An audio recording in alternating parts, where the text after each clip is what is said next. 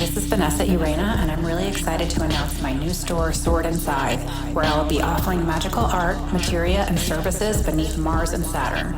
You can visit the store at swordandscythe.com and be sure to sign up for the email list to receive early access to new releases.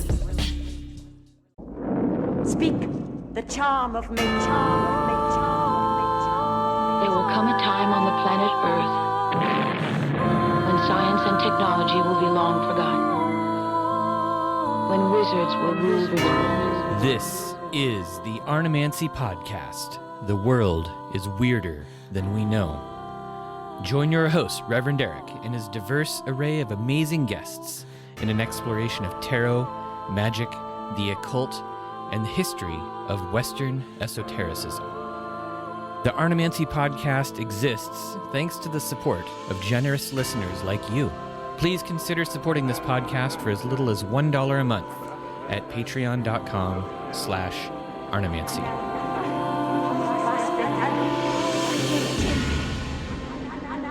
Welcome back to the podcast. My guest today is a returning guest, Denny Sargent. He is a Seattle writer, artist, and university instructor whose extensive global travels and esoteric studies have informed the backbone to his numerous published books. I'm not going to list all of his books because we're just going to be talking about a few of them. He's the author of Werewolf Magick, which we discussed a little over a year ago on the podcast. He's the author of the new book, Werewolf Pack Magick, and he's working on a future book called Feral Magick. So, Denny, welcome back.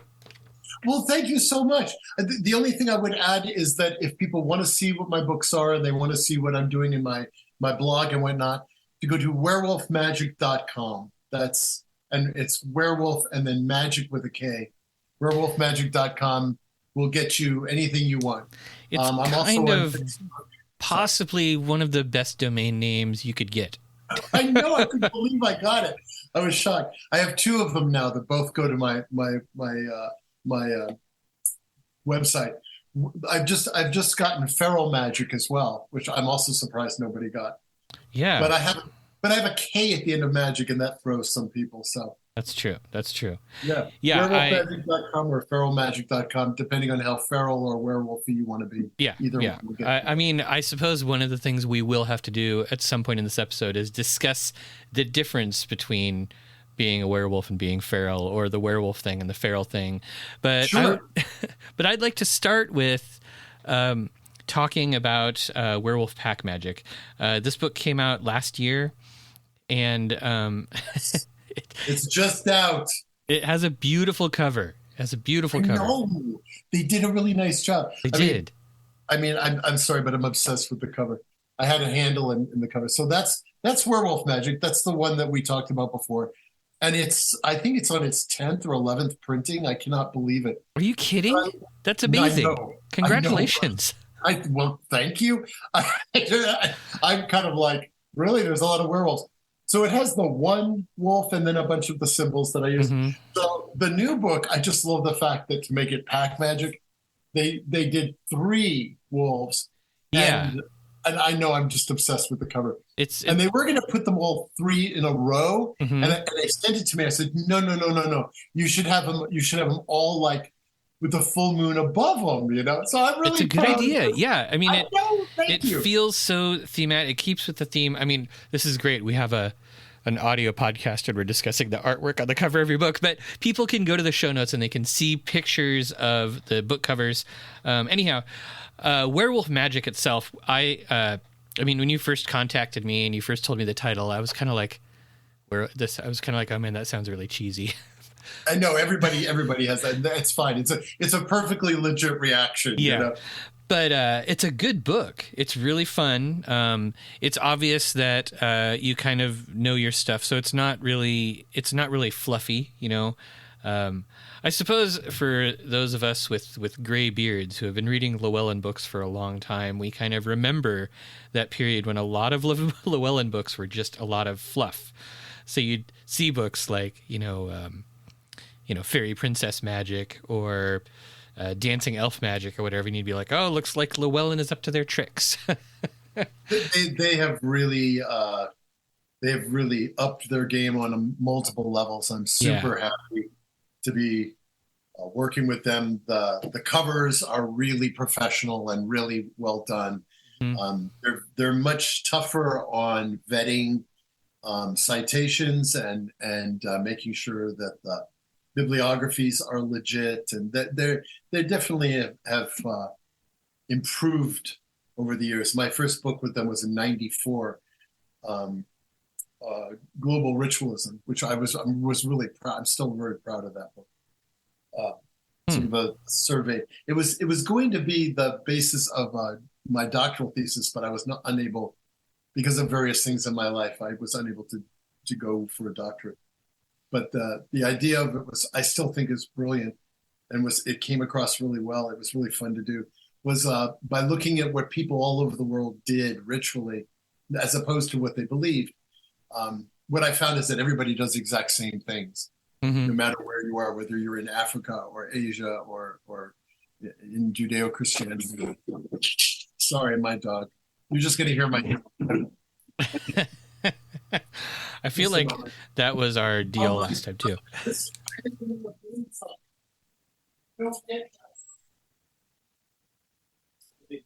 There's a squirrel. This is what happens. You're discussing werewolf magic, and then your dog, this is just the norm in my house. So anyway, werewolf magic kind of fits in with that what I was just sort of rambling on about, just because the title is cheesy in the sense, if you just looked at it by itself, right? But the reason it ended up being that way, one, it's a catchy title, but I started doing research on this. I went through a personal crisis. I don't know if you remember my sob story, but I lost everything. I lost my house. I lost my job. Lost my wife. I lost everything, and this spirit kept showing up and I meditate every night. It's mostly tantric meditations, and this wolf spirit kept showing up. And I finally said, well, "What are you doing here?" And it said, "You've been calling on me. You're in deep trouble. You are about to go over the edge, and I can help you." And so I started being mentored by this imaginary spirit wolf, or whatever, a spirit as it were. And it guided me to go into the woods and rip off my clothes and let my animal out, and to just let go of all the upper cortex ego stresses and everything. And we had this discussion before, but it literally saved my life. And I started I started saying, okay, I'm going to stop doing a lot of the other, occulty stuff I do, and I'm just going to follow this path. And the wolf spirit kept showing me to do this and this, and kept inspiring me to write down certain simple rituals and where to go in the woods. And I had strange things happen. At night, I had a dream. I was running with the wolves, and as a werewolf, and I woke up at 4 a.m. and I heard this barking and yipping outside my window. And I was I was in a liminal state. I was half awake and half not awake. And there was hooting of owls too. And it was like this, it was almost like the owls had brought the wolves, and the wolves were running by my window. And I wake up the next day, and there was nothing there was no wolves or anything. And I'm thinking, okay, I just had a dream. But then I went outside my window, and it was all muddy. And there were thousands of footprints of coyotes.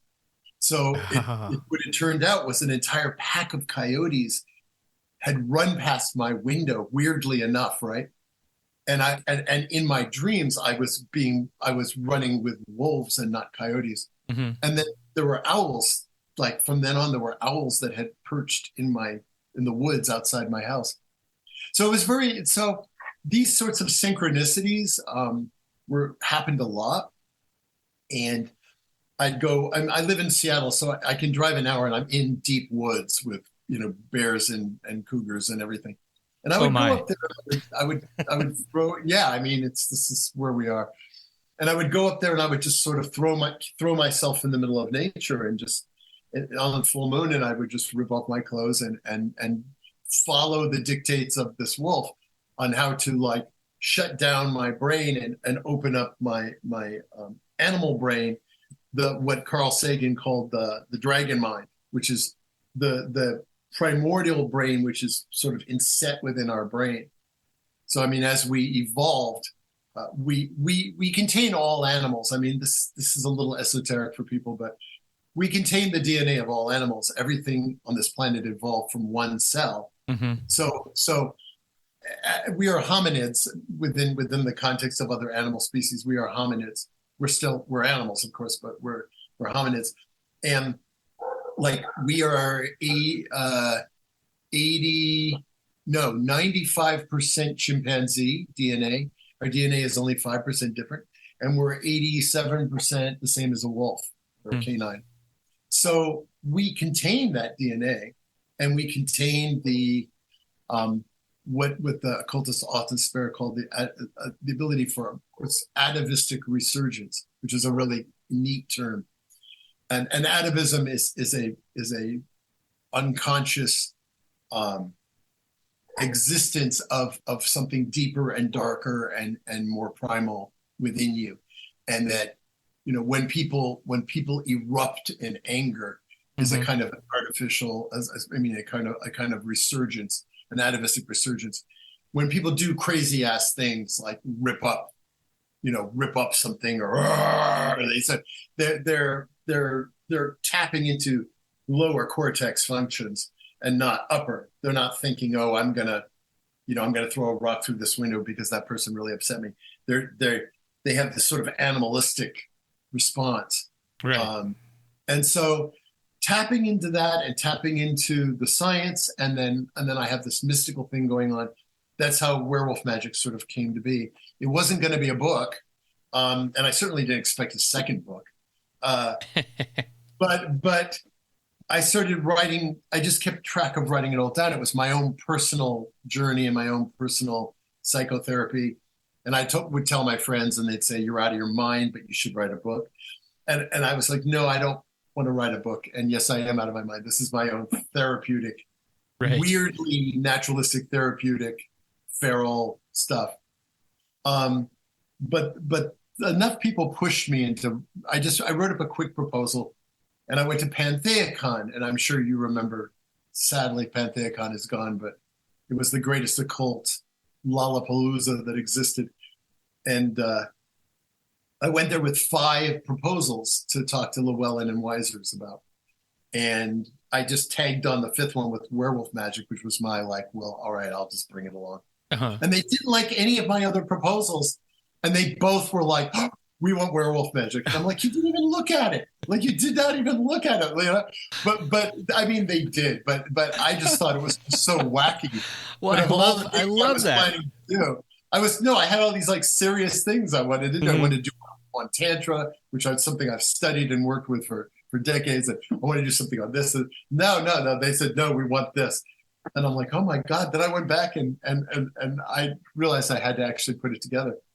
And my friends were like, we told you this is what would happen. You know, I'm glad it happened. And I'm glad that it has the cheesy title, because I'm certain that the cheesy title has helped it go through so many printings. Oh, yeah. But, it's going to be a really good introduction to some pretty intense magic for a lot of people.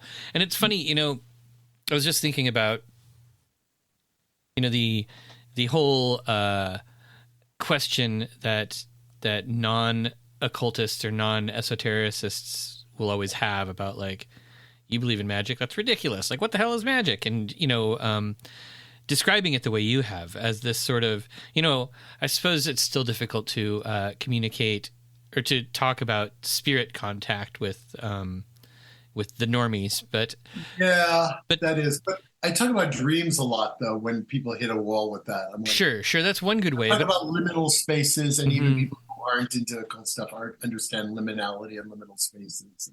But also, you're kind of you're sort of self-generated therapeutic approach to it, where to you it's fun. Yeah, but it's from a very from the most boring standpoint, you basically created a method to help yourself, to help you have, to help heal parts of your life and heal, things that had been going wrong with your psychology and all this stuff that you, and a big part of it was kind of like finding safe ways to like release your inhibitions and allow your sort of feelings and stuff to come pouring out, which is kind of cool. I'm a little bit stricter on that. I would call it, I honestly like the term animal self, and I use it throughout. And it's Carl Jung talks about our primordial self and about the shadow and about the self. But once I started digging into the science of our neurology, and which sounds weird for an occult book, right? But once I started paying much more attention to like the works of Carl Sagan and other people who talk about the primordial brain that is inset within our wider brain, and our upper brain, our wider brain, our cognitive ability is fairly recent in terms of timeline of Homo sapiens and of hominids in general. I mean, it's only been a couple of thousand years. Well, more than that. Maybe I can't remember. I don't want to. I think it's like 40 or 60,000, but it's 40 or 60,000 years. No, not in the scheme of things. It's not. And the leap, like there was a period of time. The Bicameral Brain is a great book that talks about that moment when we kind of made the leap. But the fact is, I mean, we still have the primal brain here. I mean, we have this sort of layered brain above us that is our higher cognitive function brain. But it does all these wonderful things. It lets us hypothesize about what could happen tomorrow, what might happen tomorrow, what I think happened yesterday, how I still feel about it, how I'm processing. We are busy. Like even right now, you and I are having a conversation, and in order to have that conversation, we're referencing 6 different areas of the brain. See, I teach linguistics and methodology and pedagogy in the real world, and now they're doing a lot of MRI studies on brains and whatnot, and how it functions, and they're still trying to figure out. We don't understand the brain. Even the top stuff I'm reading is like, we don't understand really, but they figured out there's at least 6 areas that have to do with language and whatnot. But if you go to just simply down into a much more animalistic sense, and you like when we do our Werewolf Magic stuff, I have a pack and we work together. When we go into that state, if we start talking, it ruins the trance state disappears. But if you go into nonverbals, and then there's a bunch of ways of activating that lower, like bringing yourself down into your lower cognitive functions and shutting down all the upper functions, which immediately makes you happier because you're not thinking about what you're supposed to do tomorrow or your job or your work or the person you just had a fight with. Like all that stuff, that monkey mind stuff that we want to shut down, but we can't. And it makes people crazy. And that's why so many people are on various medications, because it's just, our modern world is insane in terms of what it does to our upper cortex functions. And what I do is I follow shamanic practices as I learned them from different shamans. And this isn't, I didn't go to school and get a certificate. I hung out with Siberian shamans who used to come to Seattle. And when I traveled through Guatemala and the mountains of Thailand, I ran into animists and shamans and sat and talked to them and found out what they really, and in Oaxaca, Mexico too. Wherever I go, I've just run into shamans. It's been really funny. And the trance state that they're doing, I mean, then it all sort of came together. That there's always animal spirits involved, and it depends on where you are. But for the Western world, the apex predator is the wolf, and the Vikings and the ancient Greeks and the Romans and other groups of people all focus on werewolf shifting, the Celts. And so I looked at all this stuff and I was like, okay, there's a real history here. Half of Werewolf Magic is about the history because my master's degree is ancient history. And I wanted to figure this out before I wrote a book about it. I was like, well, what is this? Is this a real thing? Did it really exist? Yeah, it's all over the ancient world. And if you watched, what was that good movie that just came out? The Northman. I don't know if you watched The Northman. Did you see that movie? No, I didn't. Hold on. I'm muting my, oh gosh, Guess it doesn't matter. I'm just letting the sun just started shining right in my face. Oh, I don't know if you guys ever get this in Seattle, but sometimes the sun comes out. the sun comes out during this time of year pretty rarely. But but yesterday we had an hour, I think, of sun. Yeah, no, that's the Northwest. We're just all. I mean, the term you use for people who are like really native here or have been here forever, like me, is mossback. We're mossbacks. I love that term. I think it's so organic. I have like not heard that one down here, but we do. There's always the joke about Oregonians having webbed feet. Yeah, right, exactly. Yeah, that's why you have the ducks. Yeah. So, I mean, I'm trying to remember where I was going. Oh, the Northman. I did not see it. If you get a chance to see it, it's worth it. First of all, it's a great movie. But like I had like half a dozen people like text me or email me and say, you have to watch this movie, Mr. Werewolf Magic. And I said, all right, I'll watch it. And about 2/3 of the way through, they show a berserker initiation because the berserkers were werewolves. I mean, berserk means you wear the skin of the bear. Mm-hmm. So there were two kinds of berserkers. There were the berserks, who took on the persona and the spirit and the power of the bear. And then there were the Ulfsark, who took on the wolf. And they show the initiation in the movie. And it's just like, and I watched it, I was like, oh my God, I nailed it. Like, this is exactly what I saw, and how, after talking to real Siberian shamans, like how I thought this would happen. And if you watch it in the movie, you'll see, they drink some sort of strange potion, which clearly has magic mushrooms in it, and these sorts of things. And then they go into this entire thing. Now, they don't grow hair and fangs and stuff, but they definitely shift into a completely, utterly feral state of consciousness. And then the next scene is them running amok and killing hundreds of people, and in that state of consciousness, which we do not do, by the way. I actually have allegedly. I have a whole like disclaimer and a whole paragraph in the beginning of both of my books. It's even more explicit in Werewolf Pack Magic, because once you have a pack of people, it can get pretty wild. And it's like I have very strict, like, you can't, you don't hurt people. You don't, wolves don't attack people.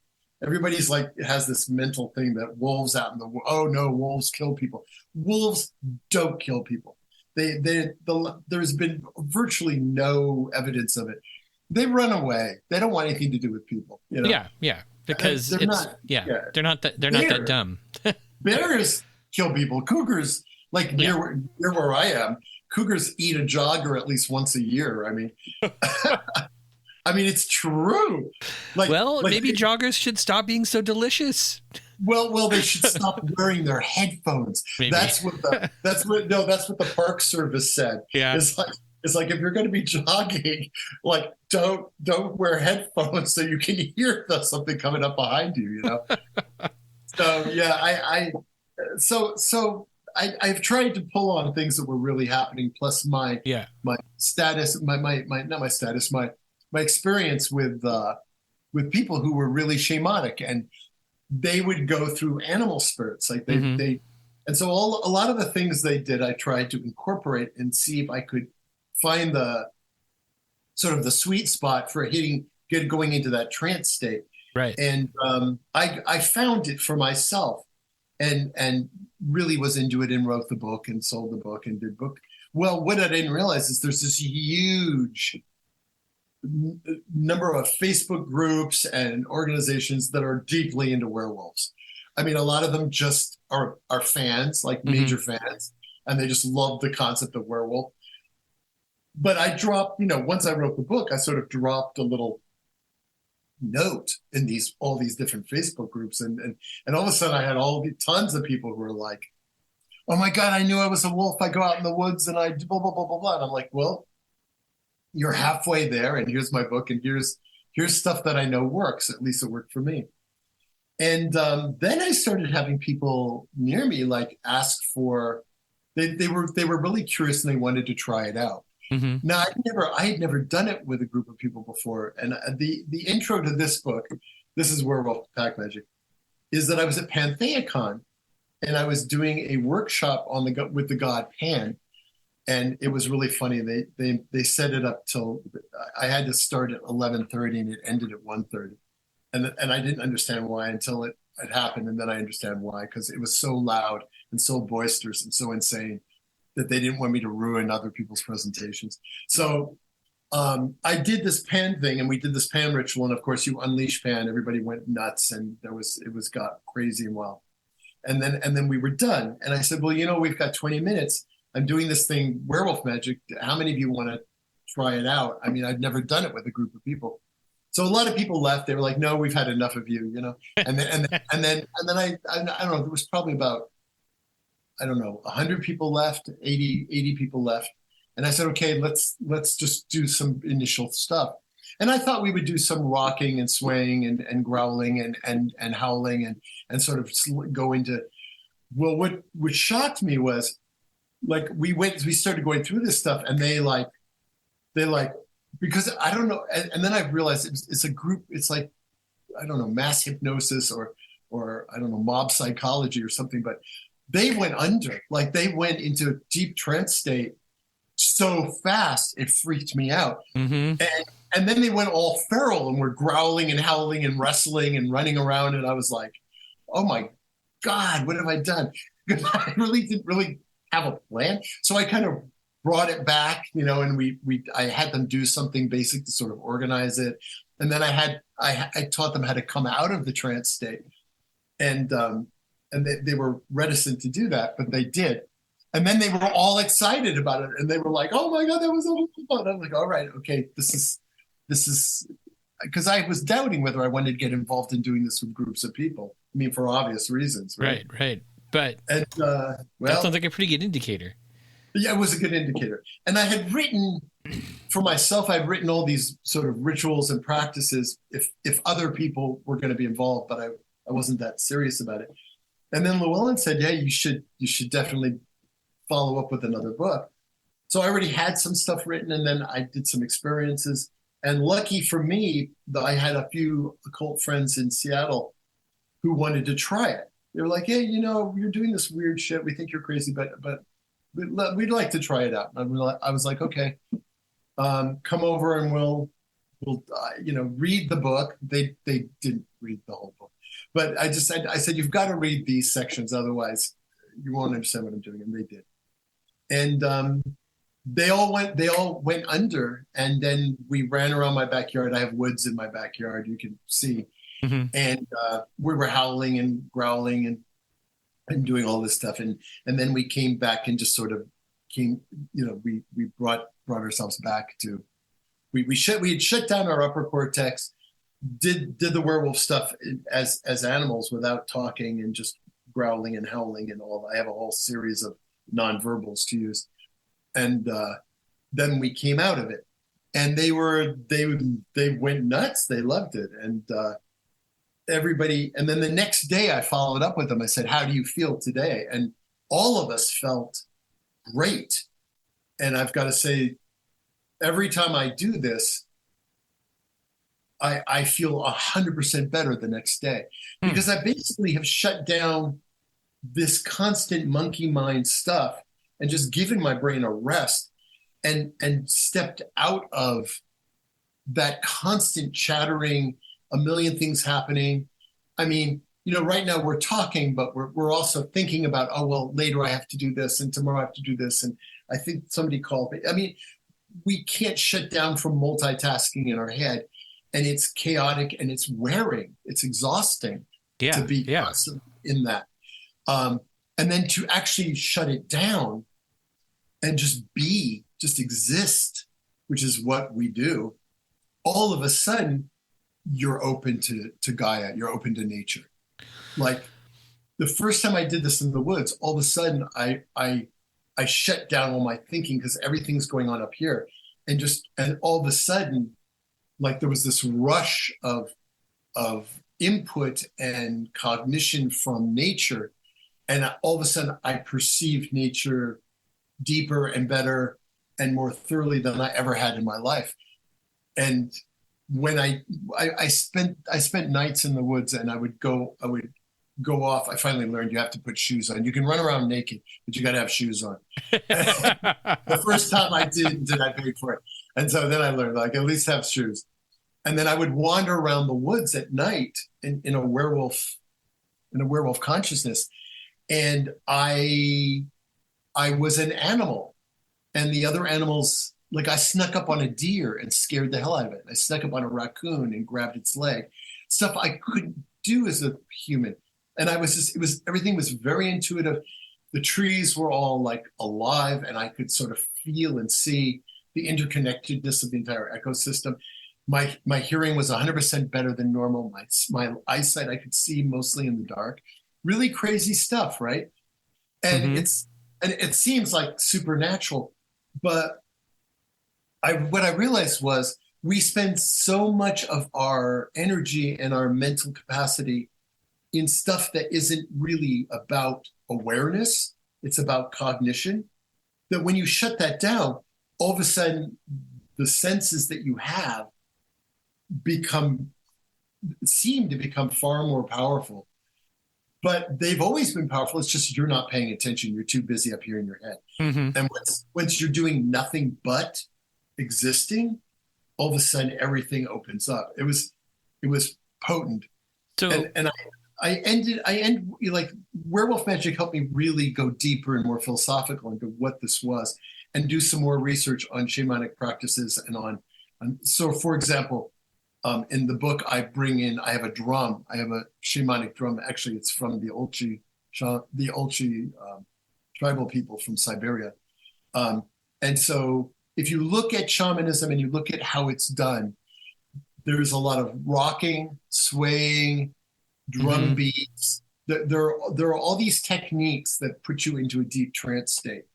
And I'm not a shaman, and I do not claim to be. And the only shamans that I know are in tribal cultures. And someone who gets a certificate saying they're a shaman from going to a class that's not what I'm interested in. I'm tearing up my certificate right now. No. I mean, and I don't mean to be mean. No. I know what you're saying. I know what you're saying. I've hung out in, like, the mountains of Thailand and in central Oaxaca and the jungles of Guatemala, where my guide and I were looking at each other, and I looked at him and I said, "You're a shaman, aren't you?" And he went, "Whoa!" And then he looked at me. He goes, "You are too." And I go, "No, but I'm into the magic." And then he goes, "Okay, you're interested in this." I go, "Yeah." He goes, "You want to meet some other shamans?" And I said, "I would love to." He goes, "All right, I'm ripping up our itinerary. I'm going to take you way up into the mountains." And that's what happened. Like, the whole trip went sideways, and I ended up with all these shamans, and they made the wind blow in the room, and just amazing stuff happened. So having run into these people, I'm like, okay, this is the real stuff, like, these people know what they're doing. So in pack magic, I started to put together rituals for groups, and I had my pack, and I would run it by them. I'd say, okay, let's try this ritual.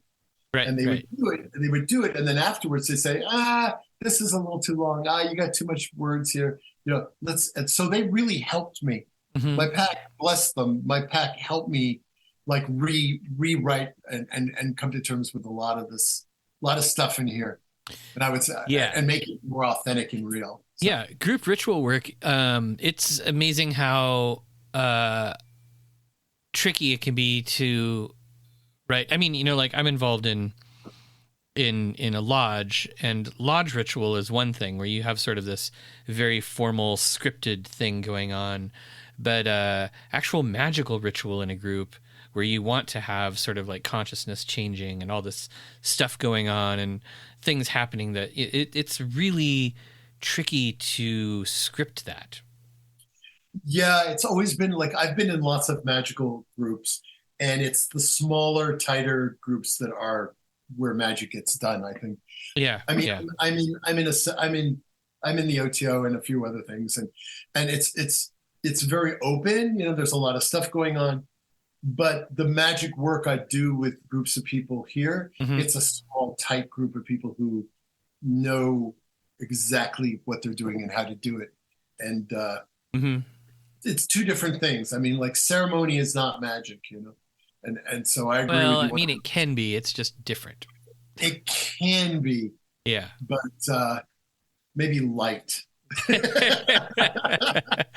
So when you were describing your experience at PantheaCon, where you sort of led people into the, the werewolf trance thing, Right. it sort of was making me wonder, like, do you find with the other werewolf pack magic, the stuff that you've been working on that's in the book, is it sort of is there always sort of a leader of the ritual who is leading everybody else into a trance, or is there some more communal sort of work going on? It's a combination, and I it's a great question. That's a great question, by the way, because I was also invited to go to Starwood Festival last summer, and I had werewolf pack magic. It wasn't completely published, but I had it together, and went there, and they were very kind. They flew me out and paid my way and all that, and there was I thought I'd be doing workshops with a few people. Well, I got there and they had set me up. I don't know if you've ever been to Starwood, but they have a huge stone circle, like huge. It's like oh wow, it's a football field, and I figured I'd have a few people. Well, like 200 people showed up for my workshop.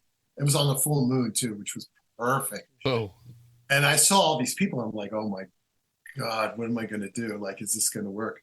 I'd never really. So, but I was using stuff right out of Werewolf Pack Magic I'd used with my small pack.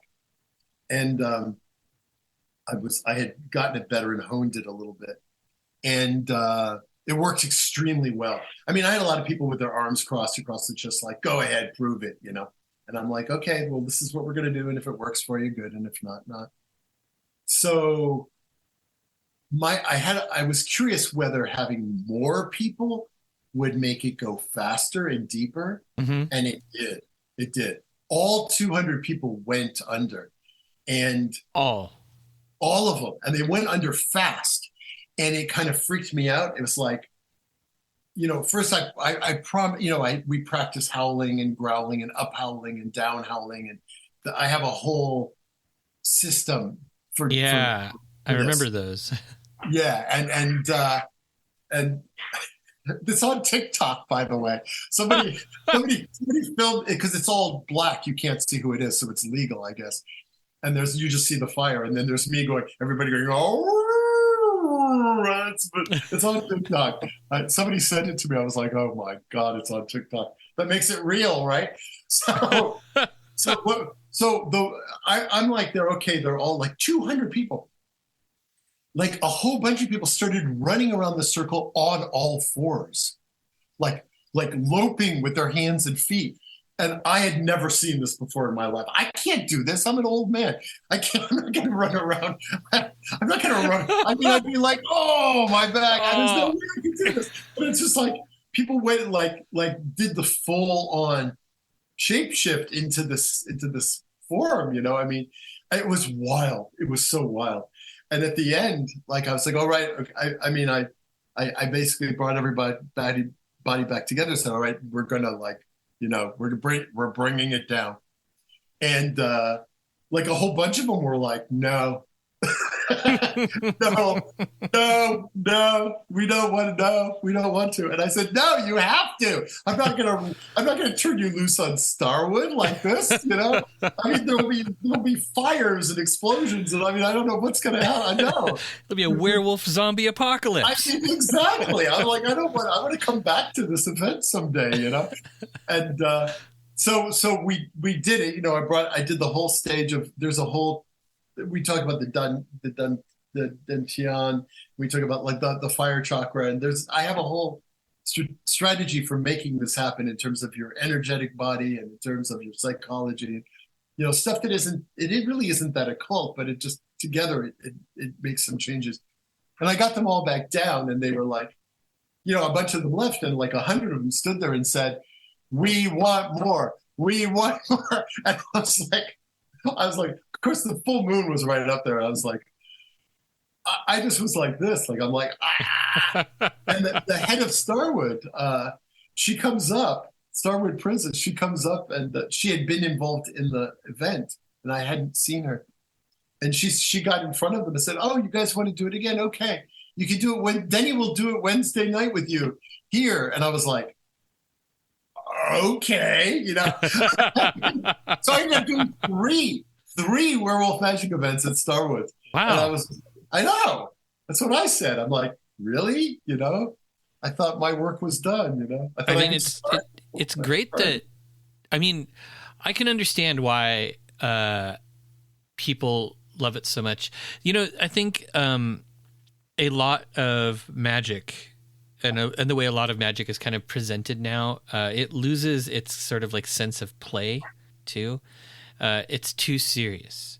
It's actually one of the problems with all of the heavily scripted ritual too, right? Like it's so serious. You have to be, I know. You have to wear the right color of underpants, and you have to move your hands in the right way.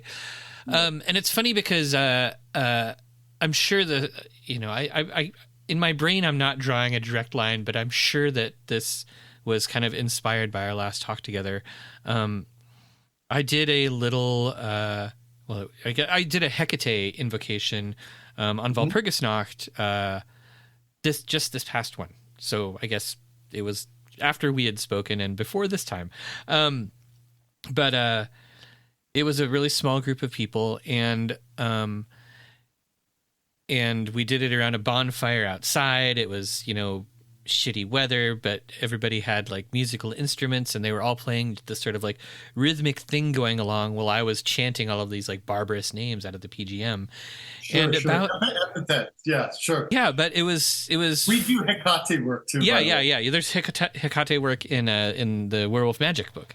But I realized that I had led them all into a trance state. And, I was sort of watching this happen and watching all of them, and they started kind of doing the rocking thing on their own and stuff. And I was like, oh, that's cool. Like that wasn't really what I was intending to do, but I should have planned for that. Well, it's the root of almost all ritual. It is. Yeah. And I guess it used to be. It used to be. Until Masonry. I mean, it used to be. I mean, in the ancient world, I mean, people came to these rituals for transformation. Yeah. And you read my Werewolf Magic book, like Herodotus talks about seeing the Nurai tribes, and just very, very casually is writing like, every year they have a festival where they all turn into werewolves for a week. And the exact same thing I found in the Celtic world, the Ossory tribe of Ireland, even today own that they have werewolf blood, right? Mm-hmm. And they every year they would all turn into werewolves for like a week and party and then turn out. And then you see this over and over and over again in the ancient world. And then the question is, well, what are they doing? Like what's happening? And it's exactly what you were talking about. They do a big ritual, and all of them would truly have the mindset of, okay, we're going to enter this primal animalistic state. Mm-hmm. We're going to shut down our normal way of functioning, and we're just going to exist in that state. And then they would do it. Consensual agreement among the whole tribe, and then they're all that way. And then at a certain point, obviously a priest or something. In Werewolf Magic, it's the alpha who sort of cues people on what to do and what not to do, but doesn't control. It's not possible to control a pack of wolves or humans for that matter. So, yes, I mean, it's very funny because I wasn't planning to do, in Werewolf Magic, I use the three goddesses for the moon. Hecate is the dark of the moon in Werewolf Magic. Well, it turns out one of our pack members is a heavy duty Hecate priestess. Mm-hmm. And so we meet on the full moon to do Werewolf Magic, and often we meet on the new moon to do Hecate, a Hecate ceremony, which is different, but still, you're right. We now bring drums into it when we're doing the invocations, and we go into a different kind of trance state and bring her to us and work through stuff.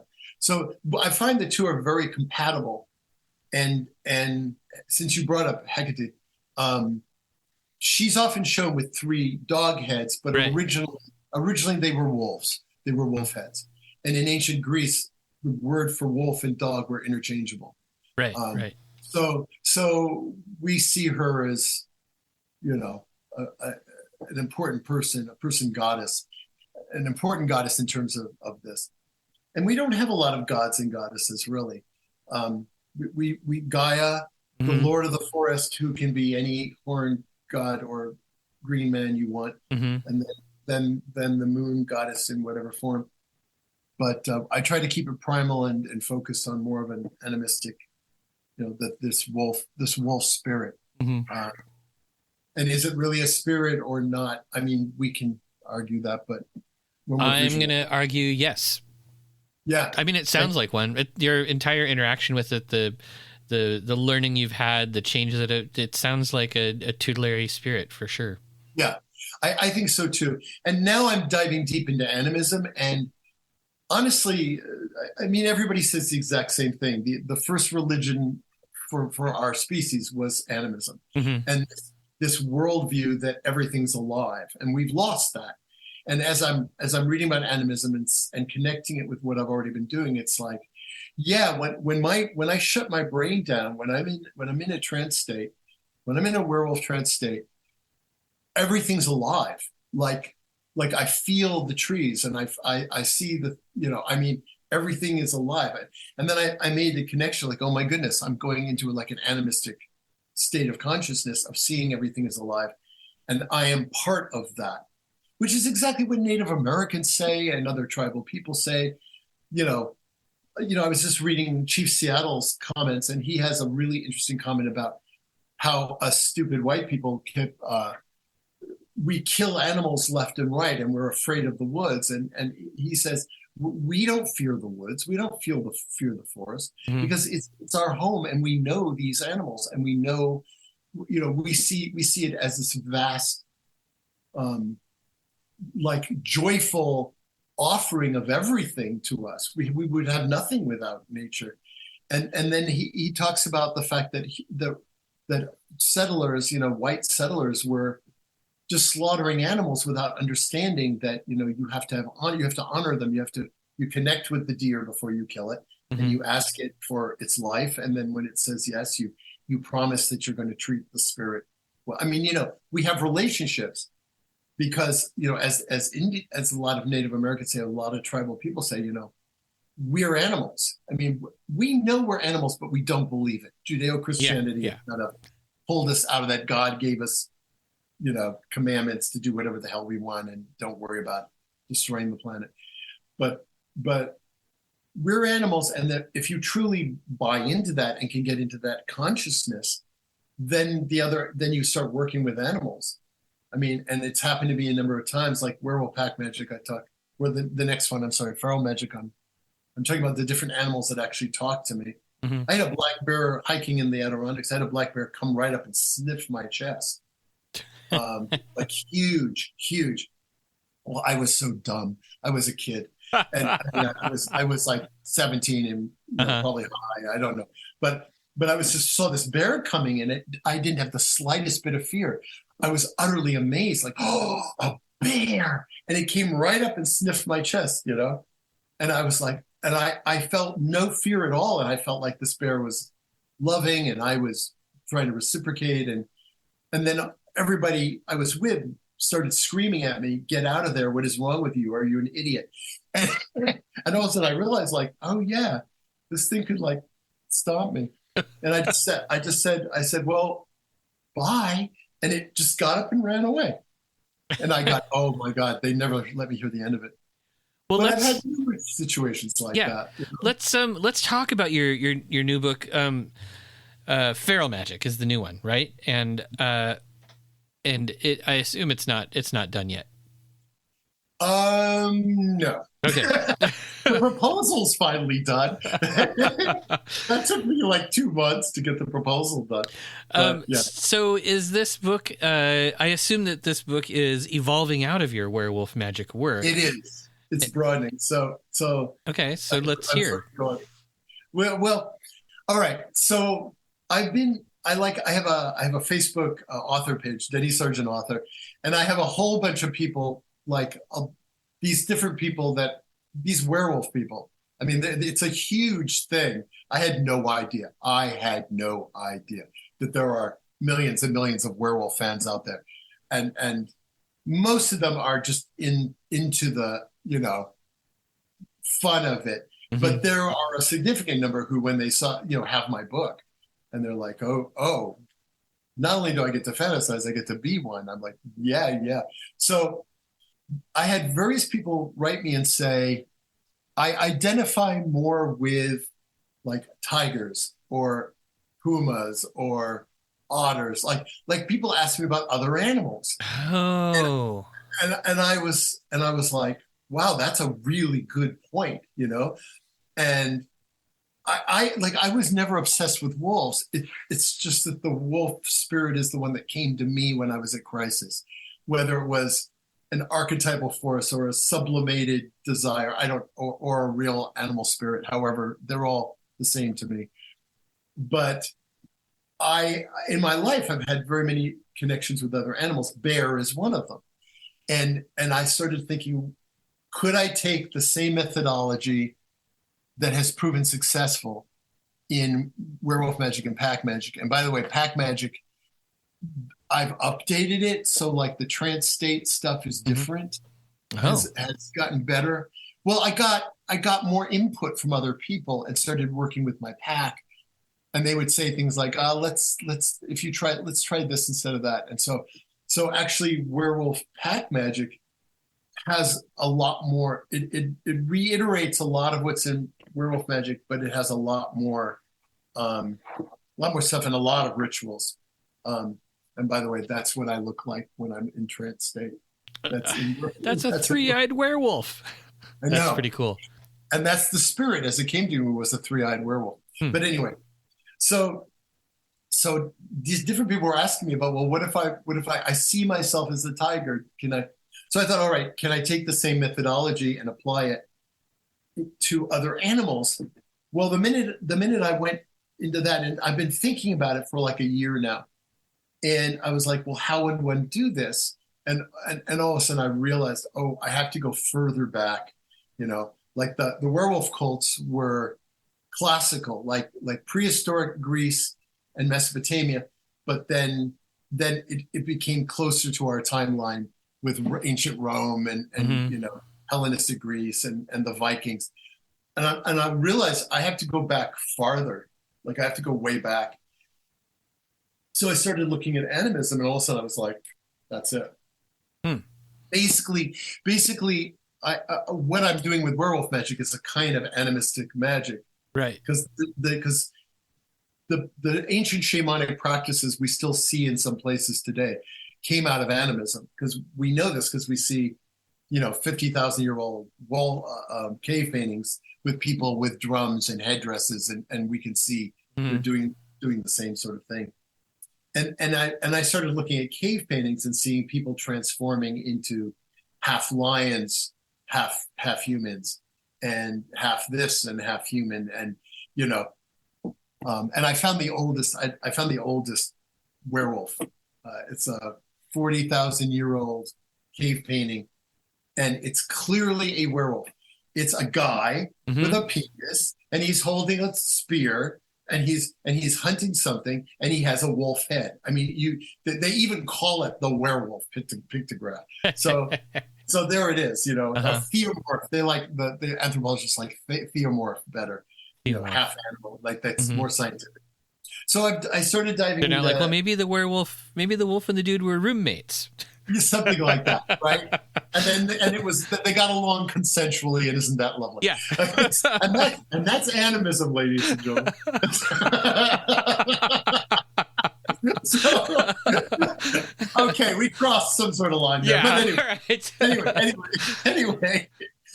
So I'm looking at different animistic practices, and I'm starting to see. And then I said, well, have I ever had any? And then I realized, like, okay, I had the bear, and then I've been obsessed with otters my whole life, and I've had several magical moments where I was doing ritual work and an I think otter. you ought to reconsider that one, though. Yeah, I know, right? It's utterly ridiculous, as a friend of mine said. But I literally, like, I was invoking Pan one time, and an otter jumped out of the water, came right up to me, jumped up on a stump like 3 feet from me, and stared at me the whole time I was invoking Pan. And then when I was done, it looked at me and sort of chittered and then went back into the water. Like, this has happened to me like 3 or 4 times. Otters just coming up and like working with me, Mm-hmm. you know? And I, you know, I was like, okay, I like otters. They like me. But as I started going through all the other animal forms that I've worked with in my life, I was like, wow, I've been doing this sort of thing since I was a little kid. And Mm-hmm. and then I went back, and then I started to really think deeply about when I was a child and what a natural animist I was. I mean, I talked to the bees, I talked to the trees, I talked to my dog constantly, I talked to other animals when I saw them, raccoons and whatnot. And it's only when I got older and quote unquote more educated and sent to church that I started to like lose all of that sort of magical Mm-hmm. world that we Right. live in as children. Yeah. And I spent a lot of time like writing everything I remember down, and that's actually the intro, the preface of Feral Magick is my animal friend, like my animal experiences, my animistic adventure. Huh. Because then I started piecing it together and going, well, no, I've actually had animal spirits and physical animals in my life a lot. And I just had never really thought of it because I wasn't in the headspace. So I'm trying to write a book. I'm going to be writing a book that offers this, that has very similar praxis. It has very similar techniques for entering trance state. And then I'm going to give a lot of data for 9 different animals, Mm-hmm. like what gods are. Like I just finished the one for snakes. You know, what snake gods there are, and what are snakes? What do snakes act like? What do they do? If you're going to try to enter that, you know, instead of invoking a wolf spirit, if you want to invoke a snake spirit, how would that look? You know, Right. and actually, I found out a lot about snakes that I didn't know, which I thought was really fascinating. I mean, they don't hear. I mean, I didn't know that they can't hear. They what happens is they have bones in there that vibrate. Right. And Yeah. it's Yeah. not technically hearing. Yeah. It's something all else. all the hissing and the rattling that they do is to scare away others. Mhm. Anyway, just interesting stuff like that. So, and then I have like what in other cultures, what is used to invoke snake spirits. I mean, what flowers do they use? What scents do they use, etc. So I created this whole like chart for like, if you're going to work with that animal spirit, here's all the data you need. So Uh-huh. I'm going to offer 9 different animal charts. Obviously, there's many, many more, so that people can start to get the framework of, if I'm going to work with tigers, what should I learn first? What data should I put together before I actually try to get possessed by a tiger spirit? Mm-hmm.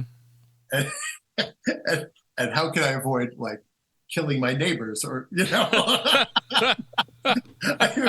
Right. I mean, I don't know how to approach that part yet. It's still a proposal. Yeah. So- Yeah. You're gonna have to chain yourself to a wall. Yeah. You might want to keep the dog in the other room. Yeah. Right. Beware of squirrels. Yes. That's right. Yeah. So that's Feral Magick. That's what I mean, we'll see if Llewellyn has the proposal now, so we'll see what they think about it. But that's where I'm heading. And Well- that'll be probably the last one in this whole set of books I'm doing. You sure So- you don't think you're gonna come back to, I don't know, briefcase magic, maybe? Really? I don't know. I don't know what else I want to do. But I we'll see. The gods decide. Yeah. God's in my squirrely brain. I like, if you look at my book, all the different books I've written, I'm all over the place. Mhm. You know, I'm deeply into Tantra. I wrote a whole book on the Nagas, the snake spirits, and it's very tantric. And I'm just finishing up actually another book that's in the final stages on Tantra and on Uh-huh. the lineage I've been a part of since 1980, and I'm trying to take Tantra and make it accessible to people. So that has nothing to do with werewolf magic, but I am, I don't know. I am Legion, I guess. I never know what I'm going to write about. It gets taken. Well, I think that's kind of exciting, though. Yes. So, yeah, I mean, I guess for everybody listening, Werewolf Pack Magic, it's out now. It's available at your local occult bookstore, or if it's not, you should howl at them until they order it for you.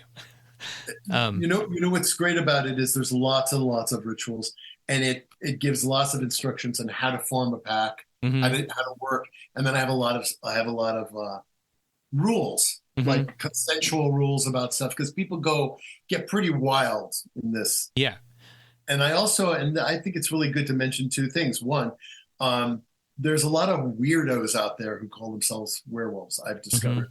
And there's a bunch of neo-Nazis and far-right people who are using the term werewolf. Oh yeah, and I have a paragraph in here, and without going into it deeply, it's like, werewolf magic has nothing to do with homophobia or bigotry or racism or anything like that. Yeah, like wolves are all different colors. Wolves don't care. Well, there are gay wolves in various packs, and nobody cares. The other wolves don't beat up the gay werewolf. I mean, yeah, the wolves have much more ethos than people do.